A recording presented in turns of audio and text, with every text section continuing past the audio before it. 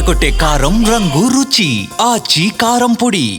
YCP హయాంలో AP brand పూర్తిగా దెబ్బతీశారు అన్నారు సీఎం చంద్రబాబు. జగన్ పాలనలో పారిశ్రామికవేత్తలు పారిపోయారు అన్నారు.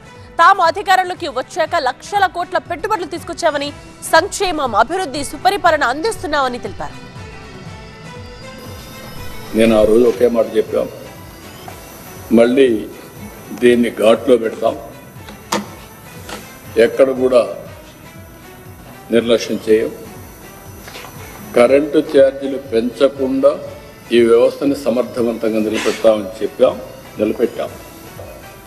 ఏపీ బ్రాండ్ పూర్తిగా దెబ్బతింది. ఇండస్ట్రీస్ పారిపోయినాయి. ఇండస్ట్రీస్ రావద్దని చెప్పే పరిస్థితికి వచ్చారు. మేము రాము, ఎవరు పోవద్దనే పరిస్థితికి వచ్చారు. ఈరోజు మళ్ళీ బ్రాండ్ని రివైవ్ చేశాం.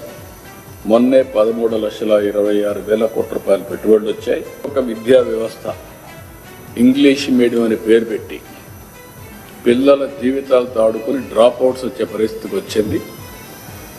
ఈరోజు మెగా పేటీఎం ఈ కార్యక్రమాలు పెట్టి నెక్స్ట్ లెవెల్కి వెళ్తున్నాం.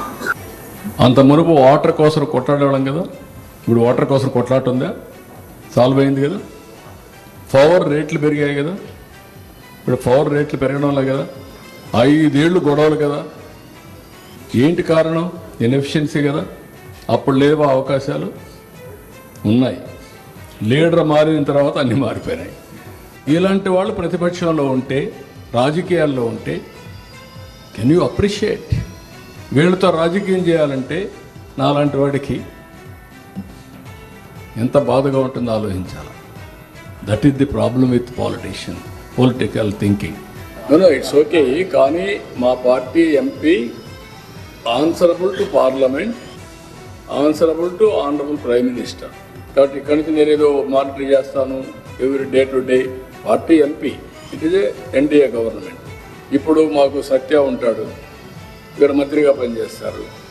గవర్నమెంట్ ఆఫ్ ఇండియా లేదంటే బీజేపీ, ఆల్ ఇండియా బీజేపీ ఈయన తప్పు చేస్తే వాళ్ళని నేను అడగలేను కదా. అది తప్పని కాదు, టెక్నికల్గా ఫెయిల్ అయినా ఇలాంటివి ఉంటాయి, దాన్ని వాళ్ళు హ్యాండిల్ చేస్తారు స్మూత్.